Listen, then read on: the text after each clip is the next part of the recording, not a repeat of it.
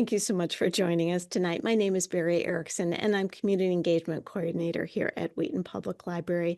Tonight, we are proud to bring you another program in our ACES series. ACES stands for Aging and Caregiving Engagement and Support. And this series provides local information that you can rely on, as well as engaging programming for our community seniors and their caregivers. Tonight, Mary Kuntz is with us. She's the project manager for ThinkFirst National Injury Prevention Foundation, and we appreciate so much you being with us tonight, Mary. Well, thank you for having me. I'm pretty excited about this. This is one of our newest programs, and it's a lot of information for, it's targeted for senior adults, but all the information is good for anyone at any age, really. So, yeah, it's a lot of great information. So I'm very thankful to be here. Thank you. So we'll jump right into it. So this program is created by the ThinkFirst Foundation through a philanthropic support from the General Motors Company. And just so that you guys are all aware, I am not a clinician. I do not have a medical background. So if you have any questions about medications or things that you may want to talk to your doctor about, I'm unable to answer those.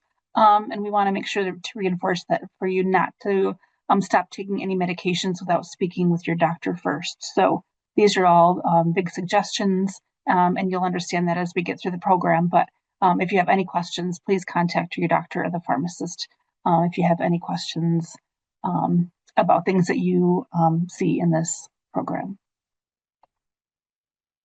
So did you know that in 2024, it was a record-breaking year for retirement in the United States, with an average of 11,000 Americans a day celebrating their 61st birthday.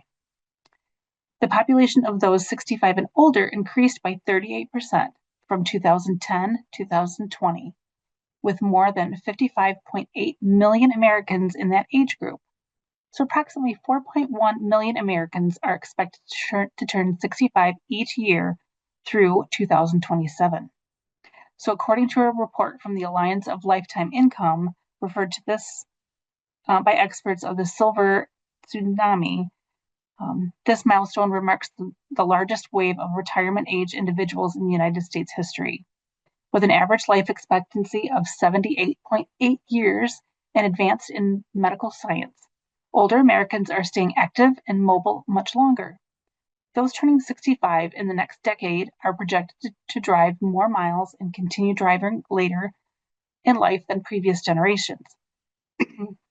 This increasingly mobile older population underscores the need to enhance their safety and the safety of all road users, while addressing their mobility needs and quality of life. So as the U.S. population aged 65 and older has grown, the proportion of licensed drivers in this age group has increased, as shown in the top line. This is a similar rise in the share of fatal crashes involving older drivers. However, the older population has grown faster than fatalities involving older drivers, as more individuals are maintaining their licenses longer. That information was found by NHTSA. So do you remember when you were just learning how to drive? I thought I was invincible and nothing bad would ever happen to me. A young person is much more likely to take risks in general, and this includes behind the wheel in comparison to more seasonal drivers. As an older driver, our life experiences have taught us to think first and really consider all the consequences in a relatively quick amount of time when a risky situation arises while driving. Our ability to thoroughly process our current circumstances through the lens of our previous driving history allows us to make better choices to avoid a potential dangerous situation. The 16-year-old may react faster than a 65-year-old or 75-year-old, but the older driver will have anticipated several different outcomes and will more often respond to a traffic hazard correctly.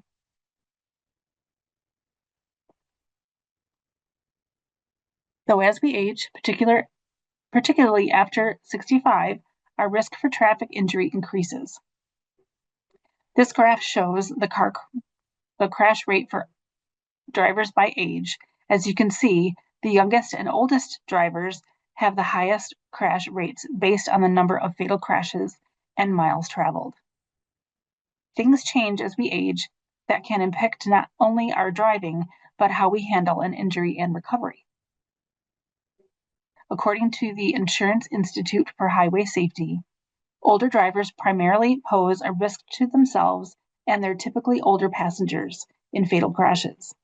In 2022, 71% of fatalities in crashes involving drivers aged 70 or older were either the drivers themselves at 59% or their passengers at 12%.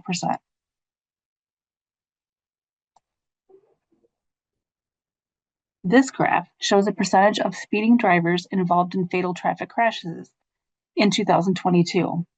By age group, while older drivers are less likely to engage in aggressive driving or speeding, they are considered vulnerable road users due to age-related risks.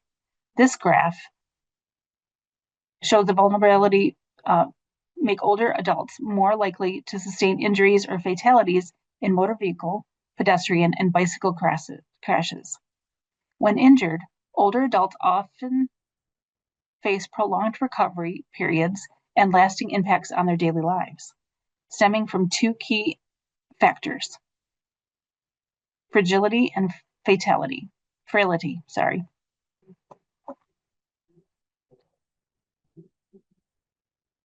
Fragility refers to the likelihood of being injured in a crash, while frailty relates to the ability to recover from those injured.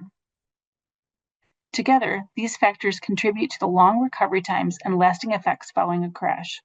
Because older adults are generally more fragile and frail than other drivers, they face a heightened risk of serious injuries or fatalities, leading to their own representation in crash statistics, as seen in this last statistic. Understanding the why behind safe driving practices for older driver helps make better choices down the road. While older drivers are less likely to exhibit risky behaviors, they face unique challenges on the road that make them particularly vulnerable to certain crashes scenarios. Age-related changes, such as reduced vision, slower reaction times, and decreased physical flexibility, can increase the likelihood of error in specific driving maneuvers. These challenges heighten the risk of injury or fatalities in crashes. Let's explore some of the more common scenarios that lead to crashes for senior drivers.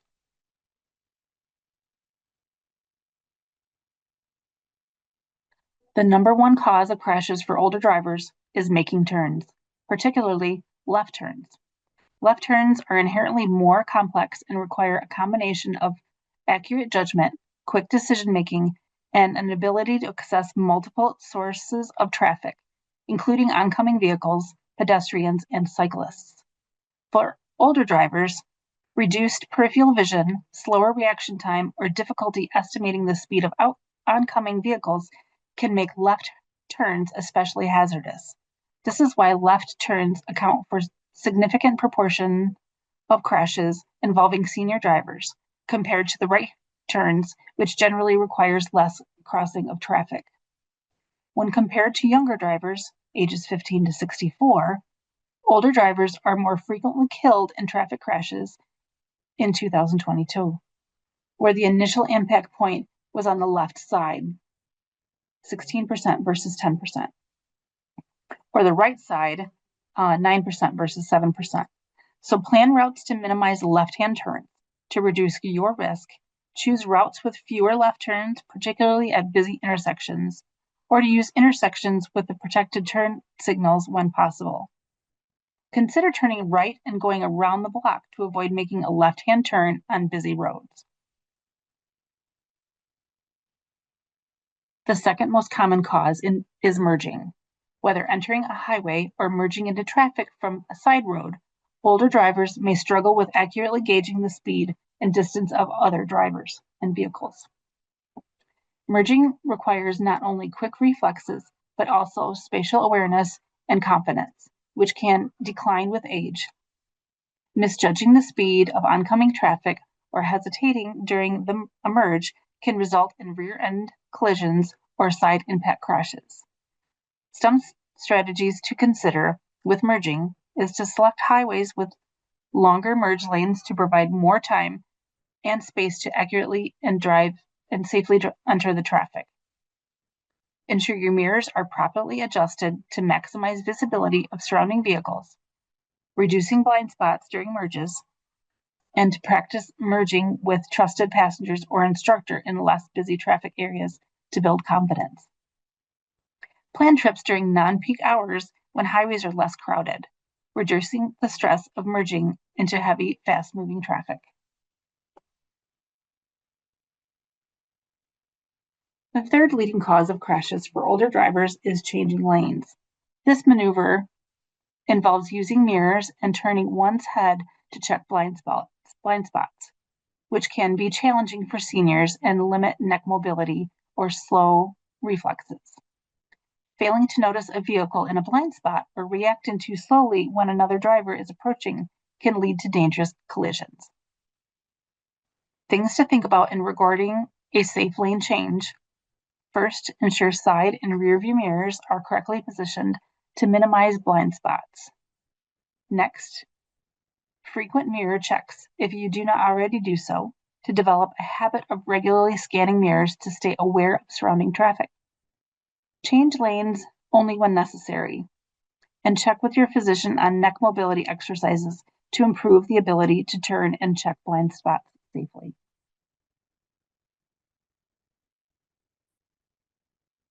Distractions rank as the fourth most common cause of crashes among older adults.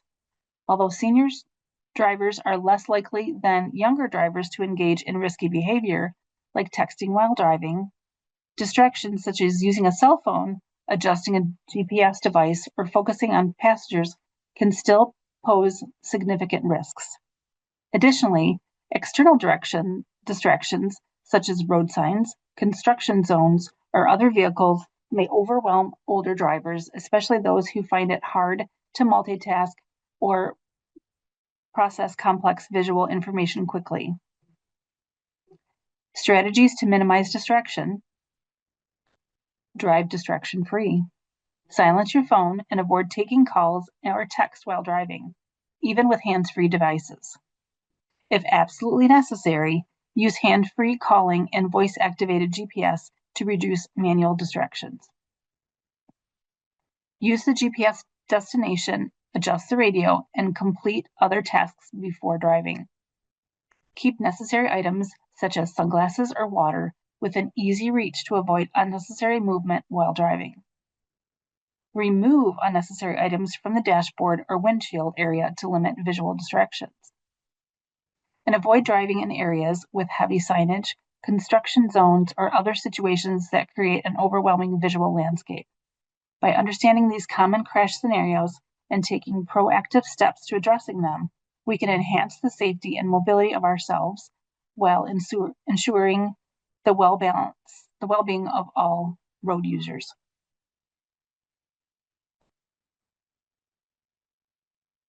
Illinois drivers can renew their license for 4 years, beginning at age 69 and 80. Up to the age of 86, they can renew their license for 2 years. After 87 years, the license needs to be renewed annually. Illinois drivers who are under 74 years can opt for the Safe Driver Renewal. Drivers who are 75 years of age or older at the time their current driver's license expires are generally required to renew their license in person at a local office. All drivers have to take a vision test, and all drivers will be asked to take a written knowledge test every 8 years, unless they have no traffic violations. If your driving records indicate an accident, then you will need to pass a written or driving test. Drivers over 75 years will have to take a road test at the time of renewal.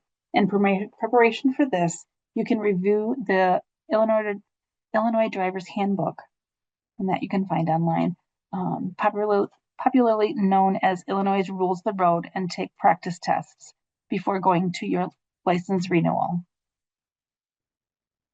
The Super Senior program also helps to improve driving skills of seniors. A senior driver who are deaf and hard of hearing can call 888-261-5280 for queries. And I can list that information after the class.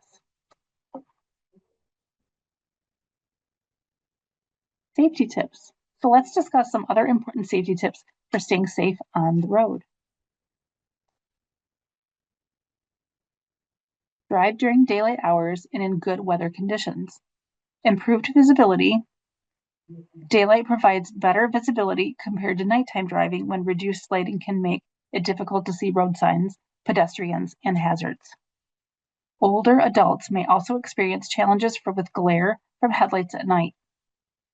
So reduced risks.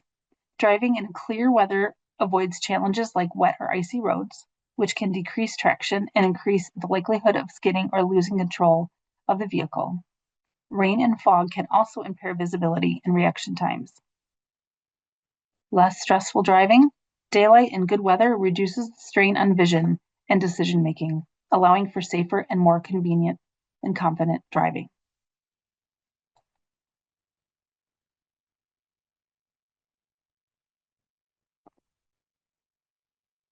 Avoid distractions like music and the radio, other passengers, eating, environment, and maintain focus on driving. So engaging with the radio, adjusting music, or eating can take attention away from the road and increase reaction time.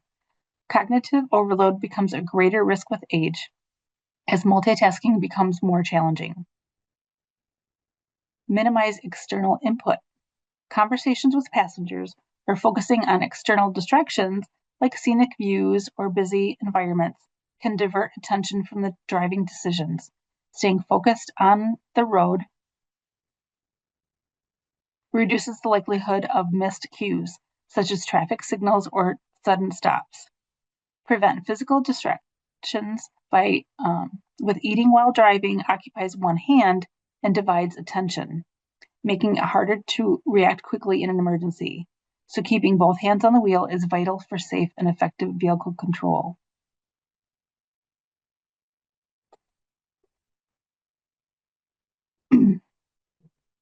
Drowsy driving. Now, drowsy driving can turn to sleep in a second.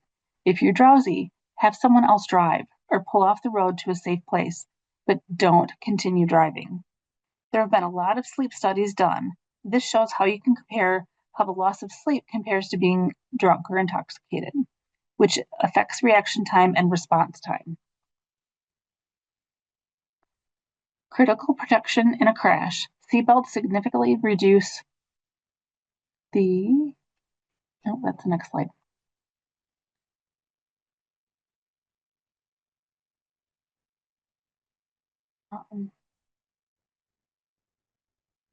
Seatbelts, sorry. We rearranged these slides a little bit. So critical protection in a crash. Seatbelts significantly reduce the risk of a fatal injury in the event of a crash. They prevent the driver and passengers from being ejected from the vehicle and minimize the impact force during a collision. So age-related vulnerabilities, older adults are more fragile and prone to serious injury and crash due to age-related conditions such as weaker bones and lower muscle masses. Wearing a seatbelt offers an added layer of protection, especially for vulnerable areas like the chest and pelvis. Passengers' safety matters. Unbuckled passengers can become projectiles in a crash, causing injuries to themselves and others in a vehicle. So ensuring all passengers are belted protects everyone in the car.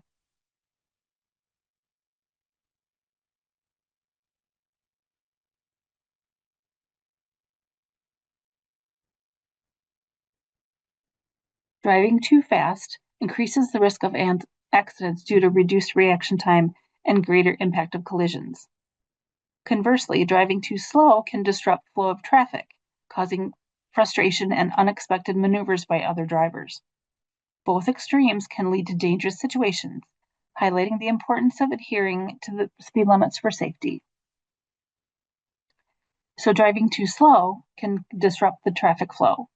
Driving significantly slower than others interrupts the natural flow of traffic, increasing accidents risks on busy roads. Driver frustration and aggravation. Slow driving can lead to frustration, prompting other drivers to overtake unsafely or behave aggressively. And increased traffic congestion. Consistent slow speeds contribute to traffic congestion, reducing road efficiency and safely for everyone.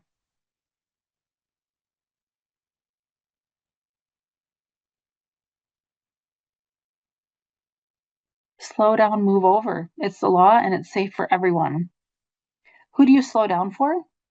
All police, fire, emergency, and service vehicles like wreckers.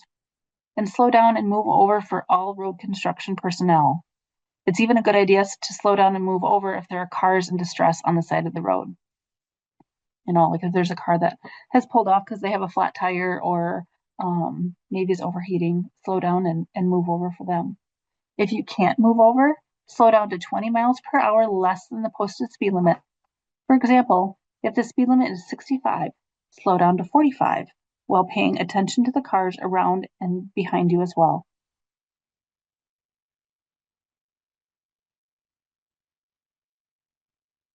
Wear your seatbelt and ensure passengers are buckled. Critical protection in a crash. As we've already talked about, seatbelts significantly reduce the risk of fatal injuries in the event of a crash. They prevent the driver and passengers from being ejected from the vehicle and minimize the impact force during collision.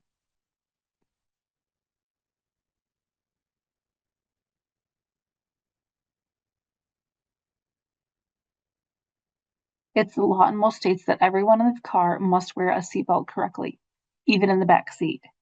Here in Illinois, we have a primary seatbelt law that means you can be pulled over and ticketed for not wearing your seatbelt. Oh, I know in Michigan, I am in Michigan. So in Michigan, it is not required by law to wear your seatbelt in the back seat. If you're 16 years or older, it is not required by law. But we do know that wearing a seatbelt is anywhere in the vehicle is obviously the safest thing. So, just like wearing a helmet on a motorcycle. It may not be the law in all states, but we all know that it's most safest to wear all the safety and protective gear. So, wearing your seatbelt. So, let me show you a few slides that's going to show what happens when you are wearing a seatbelt versus not wearing a seatbelt, in conjunction also with airbags. So these couple slides are with a no airbag and no safety belt. So car slows down or comes to a complete stop, the body lunges forward. The lunges forward and the head hits the windshield, causing injury to the brain.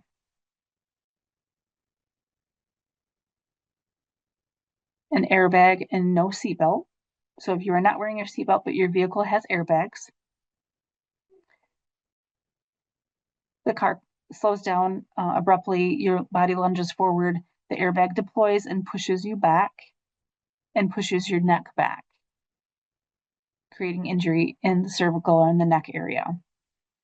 The best protection for keeping you safe in the case of a car crash in the combination of wearing a seatbelt and the deployment of the airbag, these safety devices work together. And working together helps keep you safe. So, what does it look like with an airbag and a seatbelt? Your body lunges forward, the airbag deploys. Your body doesn't, the seatbelt keeps you from going as far forward.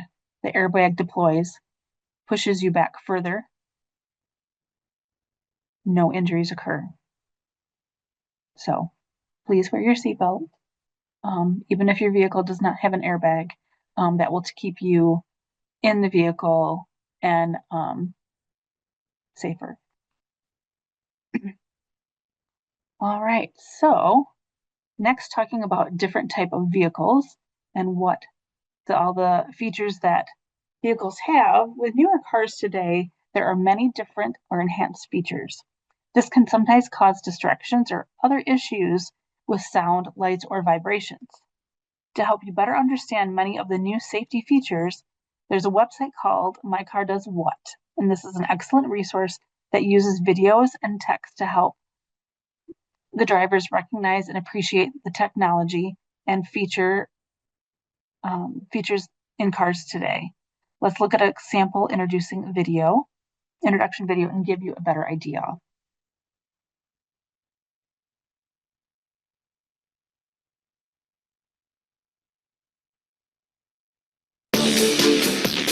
Cars today are safer than ever before and have safety features unimaginable just 10 years ago. I really think it's nice when some of them have a signal when you've got somebody in your blind spot. You know, the radar doesn't appeal to me as much. That makes me nervous. I have ABS. I have the headlights that go with the road when you turn the car. My car doesn't do diddly. Today, cars can help you see, park, stay in your lane, brake, keep your distance, and much, much more. Safety systems like forward collision warning alert you to stop, and adaptive cruise control, or ACC, helps you keep your distance and may even apply the brakes for you. These safety technologies do appeal to me. No matter how far technology can take you, they can do your job. A car that stops me from rear-ending someone is definitely cool. Let me get that car. Most of us have been rear-ended by someone. Rear-end collisions are responsible for nearly 3 out of 10 crashes that end in serious injuries or death each year. A car that has a backup warning system, it beeps when you're getting close to another object that's big. It could be a child, it'll beep usually at a system that goes beep, beep, beep, beep, beep, beep. 2 children are killed every week in the U.S. by a car backing up. Backup cameras are now on many cars and will become standard. What you may not know is that backing assist features like backup cameras, backup warning systems, and even rear cross traffic alert help you see what's hidden. I definitely think the technologies will make me a better driver. My Car Does What helps you understand the safety features being installed in cars that help you drive safer and smarter. So when someone says, My car does what? now you'll know. Know more? Drive safer. Explore mycardoeswhat.org.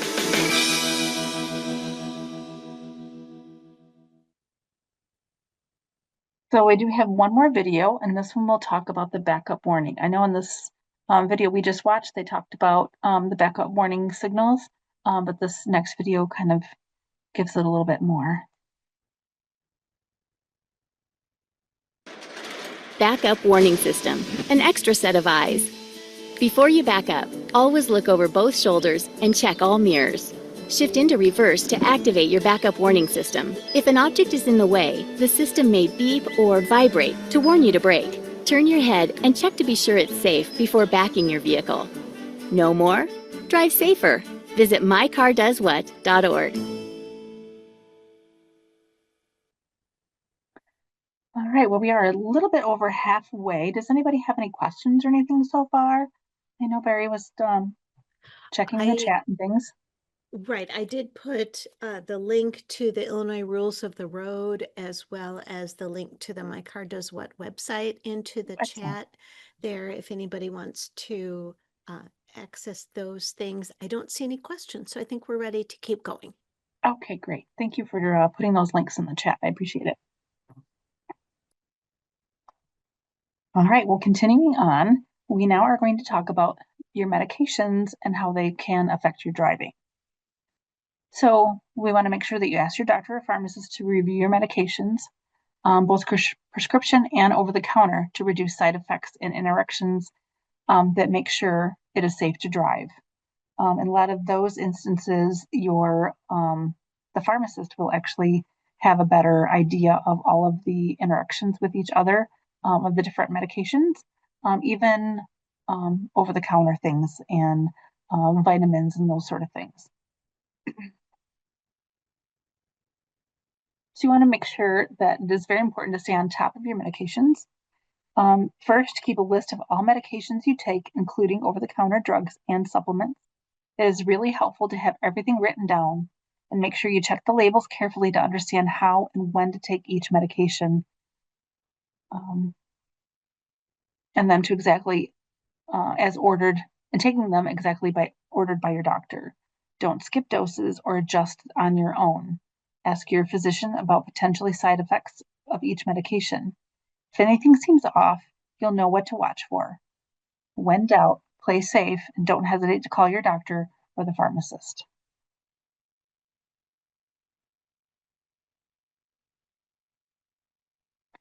Your pharmacist is an excellent resource and can help with creating the best schedule for taking your medication without interactions. Here's a few key questions to ask.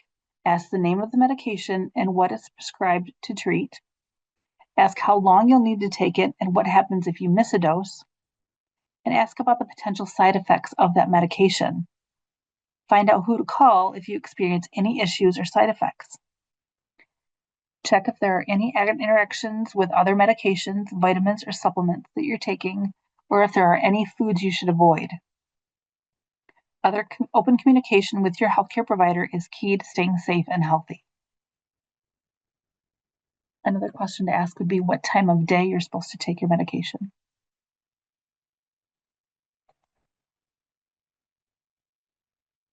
Understanding your medications affect your driving is essential to preventing impaired driving. Some medications, including over-the-counter drugs, can cause drowsiness, dizziness, or slowed reaction time, all of which can impair your ability to drive safely. The Drug Interaction Checker website is a quick reference and excellent resource for identifying how medications and their side effects may affect your driving. If you have time and internet connection, you can click the link on the side and add the prescriptions that you're taking and see what their interactions are. And Barry, if you would put that link in the chat, that'd be fantastic.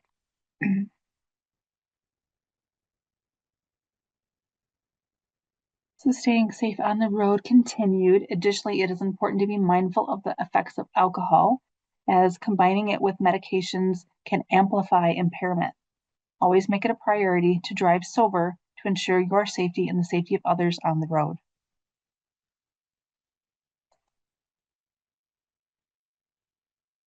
Another important factor for staying safe on the road starts with prioritizing your vision health. Schedule an eye exam with an eye doctor at least once a year to ensure your vision remains clear and any changes are promptly addressed.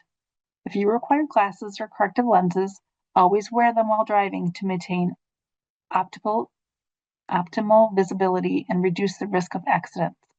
Clear vision is essential for detecting road signs, other vehicles, and potential hazards, making regular eye care and a critical aspect of driving safely. Your eyes are important, protect them. So here are some tips for staying safe outside of your vehicle. Because we don't live in our vehicles, there's some things we want to check out and pay attention to when we are outside the vehicle. So staying safe outside the vehicle involves being vigilant and prepared in various environments. When on the streets, always scan ahead for potential hazards and use sidewalks. Never cross between parked cars. Prioritize being safe and seen by walking with friends, taking extra time to cross, and wearing reflective clothing or carrying a flashlight to increase visibility. In parking lots and shopping centers, watch for slopes or ramps. Stick to a well-lit area and use grocery carts or assistive devices for stability if needed. Wearing glasses or hearing aids can also enhance your awareness if needed. For better balance, step with your feet shoulder-width apart. As we age, the risk of falling increases, particularly during inclement weather conditions such as snow, ice, or slick pavements. Vigilance is key to preventing falls and staying safe in these situations. So a good thing to remember is if you are on icy roads and icy sidewalks and parking lots, we suggest walking like a penguin, kind of shuffle your feet to keep that stability with your feet shoulder width apart.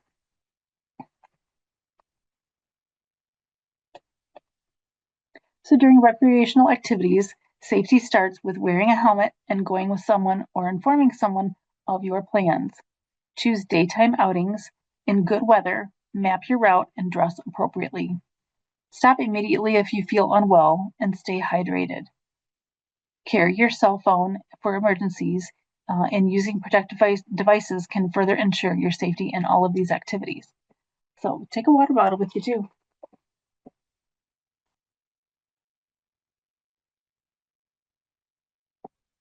Key points to take away from this, and just like it says here, know your limitations. Drive only during the daylight hours, plan your route before leaving, stay off freeways and highways if possible, and do not drive in bad weather. But know your limitations. It's important to remain open and to feedback from friends, family, or healthcare professionals regarding your driving ability. If concerns arise, consider having a comprehensive driving evaluation performed by an occupational therapist. These evaluations can assess your physical, visual, and cognitive abilities to ensure that you can drive safely. Additionally, brushing up on your driving skills through a refresher course, such as those offered by AARP or other organizations, can help you stay up to date on traffic laws and best practices. Don't hesitate to talk to your doctor about any medical conditions or medications that may affect your ability to drive safely. Proactively addressing these concerns demonstrate a commitment to your safety and the safety of others on the road.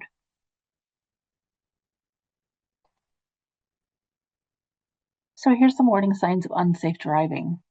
So recognizing the warning signs of unsafe driving is crucial to prevent accidents. Frequent close calls, an increase in traffic citation, or difficulty managing the basics of driving, such as merging or staying in your lane, may signal a decline in driving skills. Vision and hearing problems, which become more common with age, can impair your ability to detect hazards or respond to traffic signals. Memory issues, slowed reflexes, or reduced range of motion can also make it harder to navigate the road safely. If you or someone close to you notices these signs, it may be time to reassess your driving habits or explore alternatives.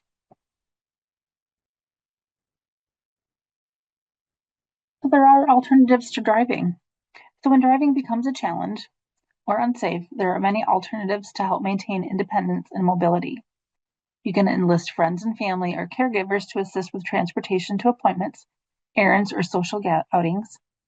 Services like Uber, Lyft, or GoGo Grandparent offer flexible and convenient options, while public transportation, taxis, and paratransport services can provide reliable ways to get around. Consider carpooling with neighbors or joining community programs designed to support seniors with transportation needs. Exploring these alternatives can help you stay active and connected without the stress or risks of driving.